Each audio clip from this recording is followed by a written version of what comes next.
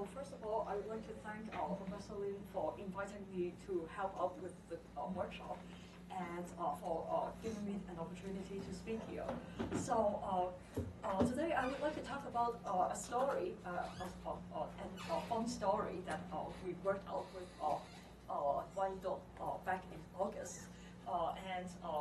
And this story is about counting ground state degeneracy of some non-chiral, non-chiral, non-abelian topological order on open surfaces.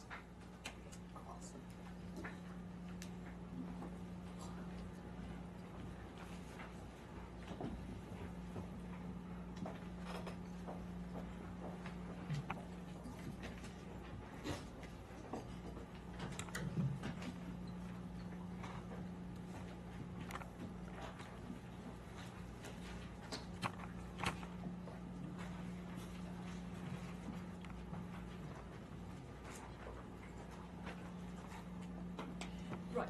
So in particular, we're going to specialize in 2+1 dimensions. And since we are talking about topological order, so these things are well known for having, in 2+1 dimensions, they are well known for having non-trivial anyons with interesting braiding statistics. And they also have highly non-trivial ground state degeneracy on closed surfaces. And these things are very well-known characteristics of topological orders topological orders for in 2+1 dimensions, in fact in higher dimensions as well. But in 2+1 dimensions, these things are well known and people have computed these things.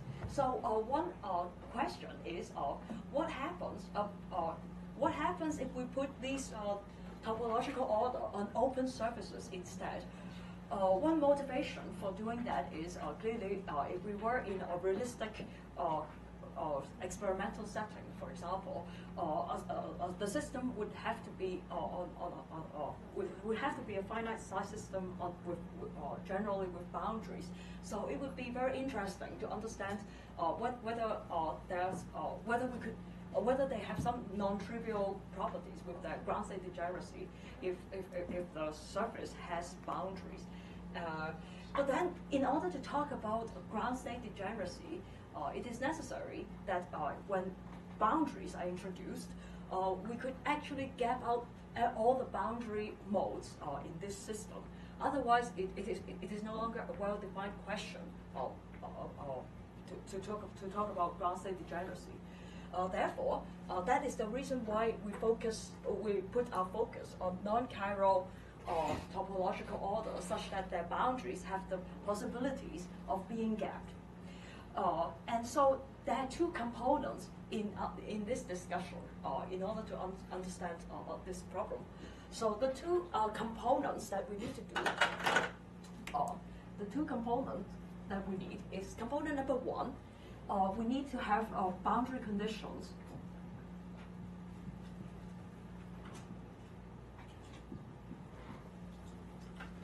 We need to understand allowed boundary conditions on these topological orders such that we could claim that these boundaries are gapped.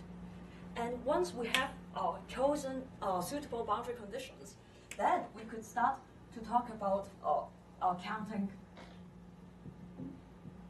ground state degeneracy. So the reason why we are talking about non-abelian topological order is that these two questions are both solved in the case of abelian topological orders. And so what we are trying to do is to generalize the story, the understanding of abelian topological order, and try to do the same, to try to play the same game in non-abelian orders. And what I'm going to do now is to first review the interesting story with abelian order and see how each component have a very natural non-abelian generalization. So to start with, let us first go to boundary conditions. The classification of boundary conditions of abelian topological orders was pretty recently understood, and in the work of by many people, so including work of Hitaev and Kong,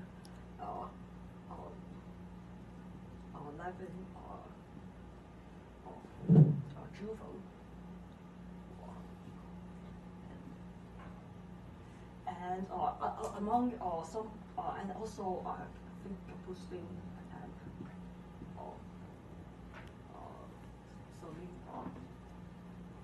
so they have classified allowed boundary conditions.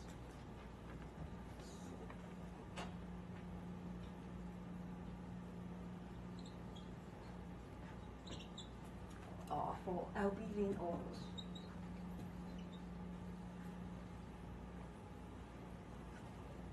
Right, and the concept they introduce when they try to classify these abelian orders is they introduce this concept, so-called Lagrangian subset.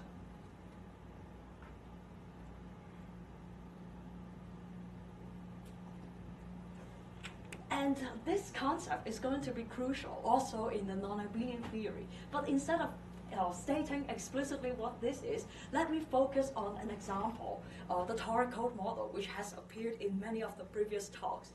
I'll illustrate what a Lagrangian subset is in an example. And as we will see, this concept of a Lagrangian subset is closely related to the idea of Anyon condensation. And it is precisely this relation that allows us to make the generalization to non-abelian phases. So let me focus on this explicit example of the Toric code model. And the Toric code model, there's some there's some basic topological data that we need to know about this model. And once that data is known, this Lagrangian subset can be uniquely can be defined. So what we need to know about this guy is that there are four different topological sectors, four different types of anyons.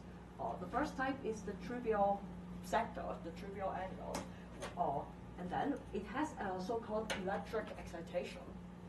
It has a magnetic excitation, and there's also so-called fermion. So the Toric code model is really equivalent to the Z2 gauge theory. And another set of data that we need about the model is the statistics of these particles. So for the trivial sector, it behaves clearly like a boson when you exchange two trivial anyons. The electric charge also behaves like a boson, so it has statistics of 1. And the magnetic charge also behaves like a boson, and it also has statistics 1. And F is frequently referred to as the fermion because it has self-statistics -1. Another set of data that is needed is the mutual statistics between different when you exchange when you take one particle around another. The trivial sector has trivial statistics with respect to all of the other anyons, and the electric charge has when you take an electric charge around a magnetic charge, it would give rise to a phase of -1. And similarly, if you take an electric charge around the fermion, it would also give rise to a phase of -1. And the reason is that the fusion rules of these different topological sectors. Okay, so I'll just say the next set of data that you need to know about this model is the fusion rules between the anyons. It is called a Z2 gauge theory for good reasons, because basically every anyon fusing with itself is equals to the trivial sector. And the fermion is basically a bound state of the electric charge and the magnetic charge.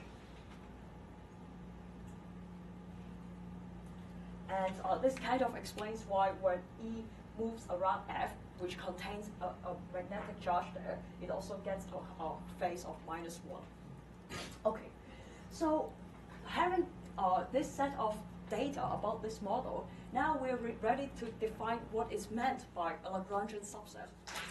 In this model, it was demonstrated by these people that there are exactly 2 Lagrangian subsets corresponding to 2 possible boundary conditions that would get out all the edge excitations. And these 2 Lagrangian subsets look as follows. There's a set so-called the electric set. And by a set, it means there are exactly 2 types of anyons. The set is a collection of anyons in the model. And the electric set contains the trivial sector and the electric charge. The second Lagrangian subset of this model is the so-called magnetic charge, and it is and the collection, not surprisingly, is given by 1 and m.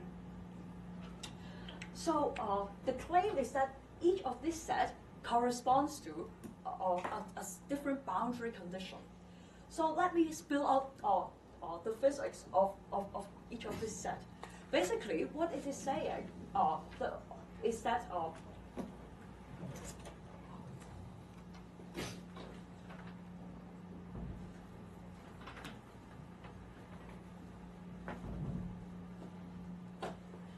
so we can see some very simple properties that fall out that you could observe from this set.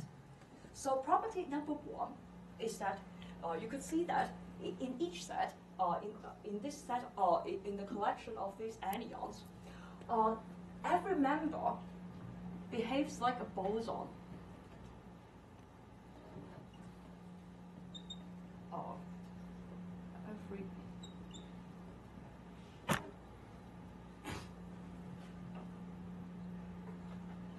Secondly, you could see that any member that is not already in a given set has non-trivial statistics with at least one member in the set. So for example, for the electric set, M and F are not inside this set, but then both M and F have non-trivial statistics with the electric charge, and therefore this. So basically, every non-member has non-trivial statistics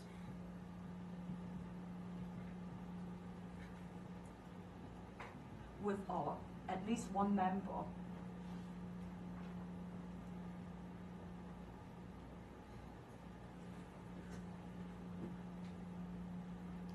And thirdly, you could also see that the mutual statistics between members in the set are trivial.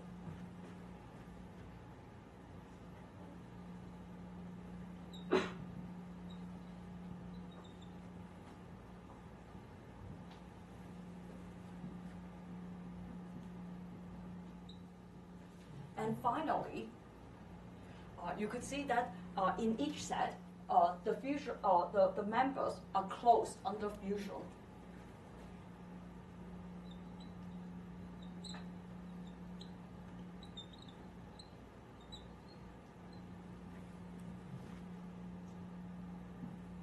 So the question is, why is such a thing corresponds to non-trivial boundary conditions? And and it was soon understood that these conditions is telling us the physics of precisely Anyon condensation. Why is that? So let us focus, let's say, on the electric set. Basically, what this is saying is that for a boundary characterized by the electric Lagrangian subset, you could totally think of the electric charge as having condensed, forming a condensate.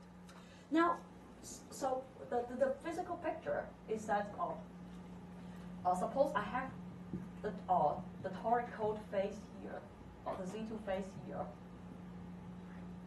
I'm separating the Z2 phase from a trivial vacuum where there's nothing.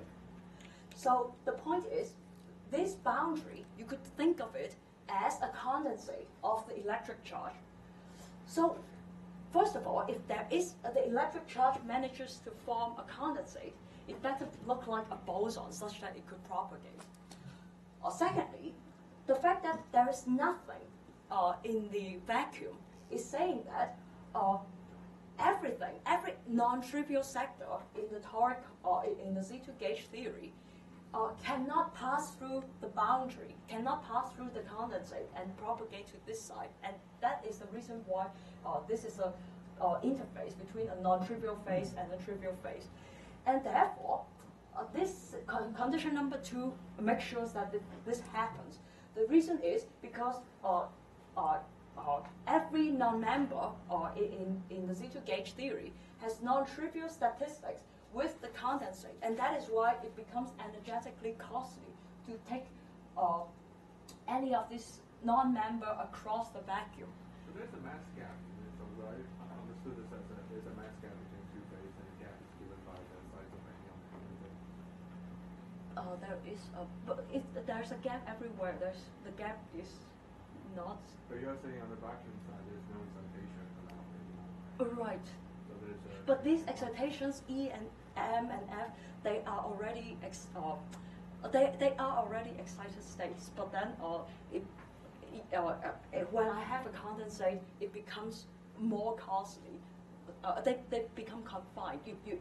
So what I mean is, if I excite the two E's here, for example, they could move freely, kind of freely. They're unconfined. But if I take them across, two M's. But if I take them across, there would be a string between them, and so they would collapse, and it becomes.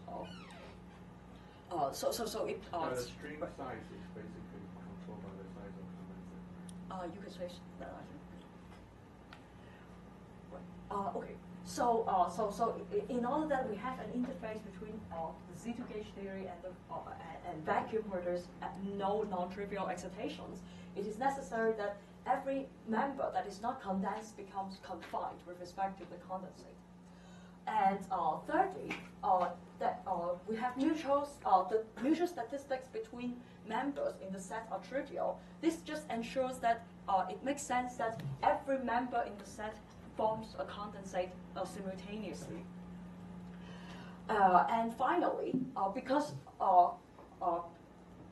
these are condensates, therefore, if you fuse two condensates, you're still having a condensate. So you would expect that members of the inside the set are closed under fusion.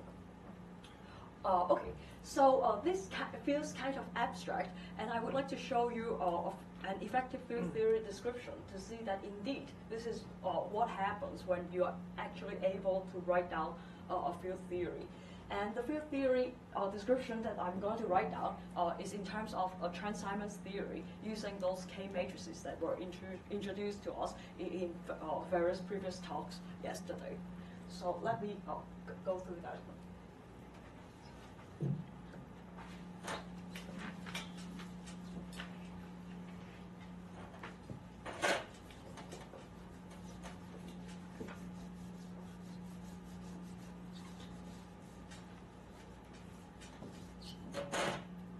So the action that we will be looking at is Trans-Simons theory action.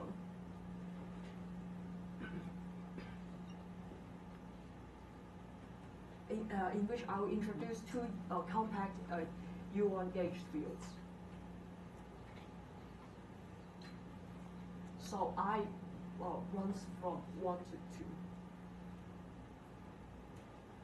And the K matrix that we'll be looking at that corresponds to the toric code model is 0 to 0. And since we're introducing a boundary to this problem, clearly the Trans-Simons gauge theory is no longer gauge invariant, and so you could gauge fix the Trans-Simons theory and actually extract the boundary action when we place the systems on a manifold with an open boundary.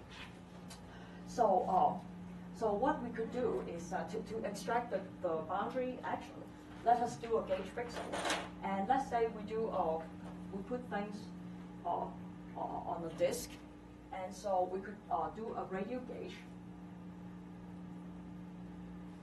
And you could see that the Trans-Simons gauge theory basically imposes zero gauge, zero field strength on the gauge field, and therefore you could solve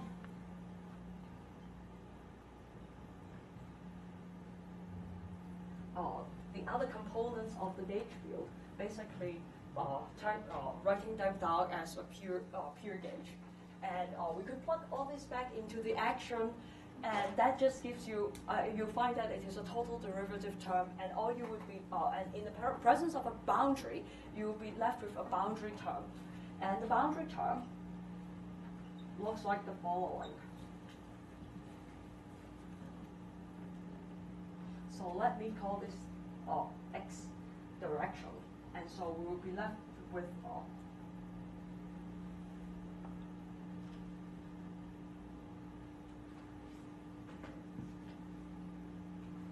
we will basically be left with this action. So in general, depending on the properties of the material, you might expect that there would be other terms in the boundary. For example, you might get a velocity. You might get a term that gives some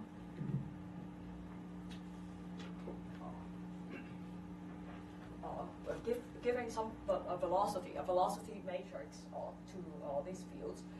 But then, more generally, so now, if I only keep these operators in the boundary action, you could see that it is basically just a theory of free massless bosons. And so right now we have massless modes along the edge of this theory. And the question is, we have given conditions of gapping these boundaries. So what does these Lagrangian subsets that we have been talking about correspond to from the point of view of this boundary action? So what I'm going to demonstrate is that it was the work of Levin to show that these conditions on Lagrangian subsets are in one-to-one correspondence to possible potential terms that you could add to the boundary, such that you could get out these boundary massless bosonic fields. So what exactly are the terms that one could write down? So to understand that, let me say a few things about the vertex operators in theory that would correspond to the creation and annihilation operators of these anyons in the boundary. So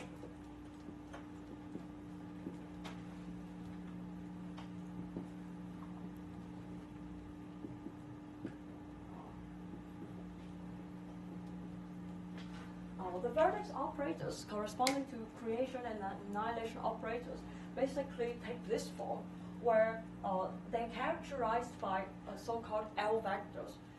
And these L vectors would tell us the charges of the excitations that it is creating or annihilating. And in this case, so L vector in this theory would be a two-component vector. L is a two-component vector, L1, L2. So for the toric model, we have 4 different sectors, as we have discussed. It probably wouldn't come as a surprise that the way it works here is that the trivial sector.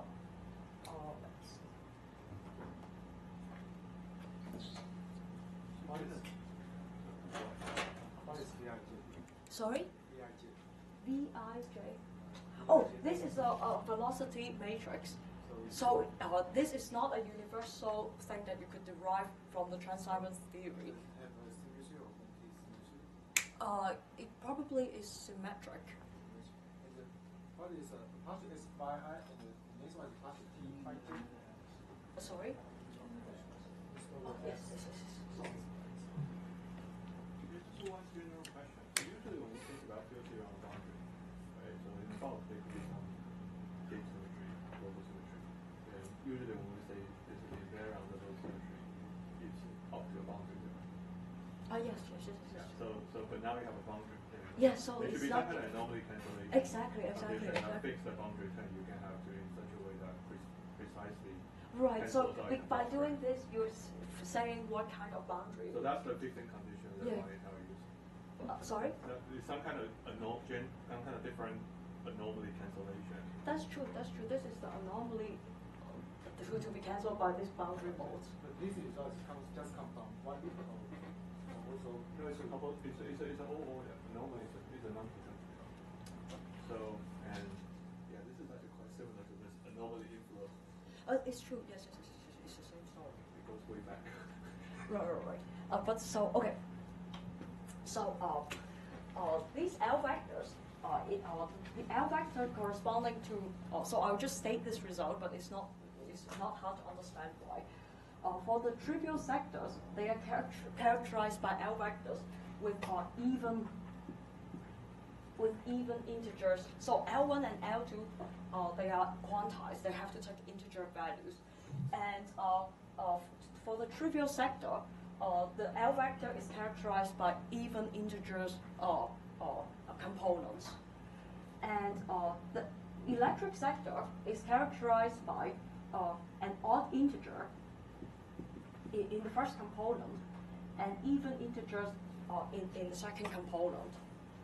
The M sector is characterized by an even integer in the first component and an odd integer in the second component. And not surprisingly, the fermion is characterized by odd components in both in both entries.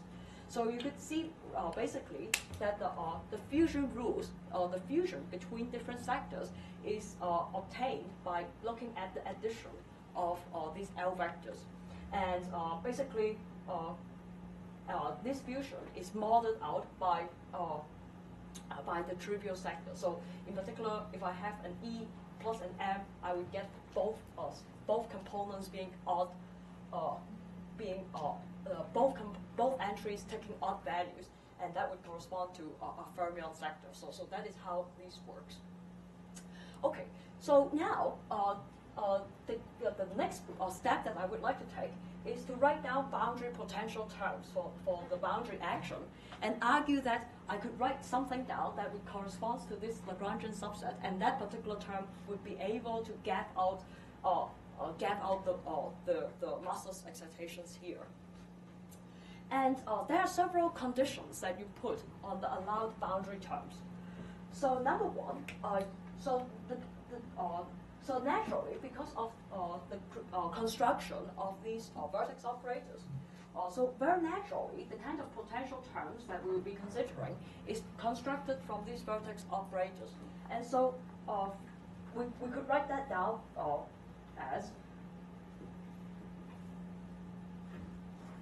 quite generally as a cosine term with arbitrary phase. So you could either have cosine or sine. So these potential terms are real.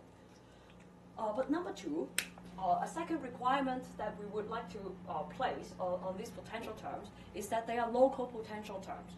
If they are local potential terms, it means that the L vectors that we put in should be corresponding to the bosonic sector, the trivial sector.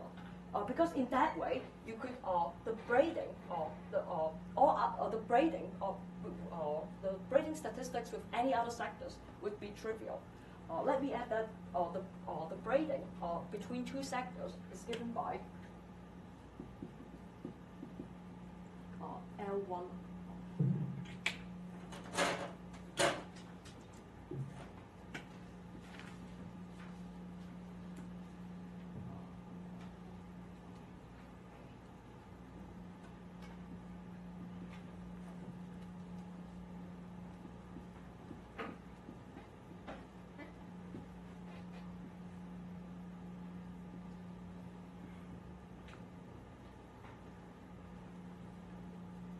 The braiding angle between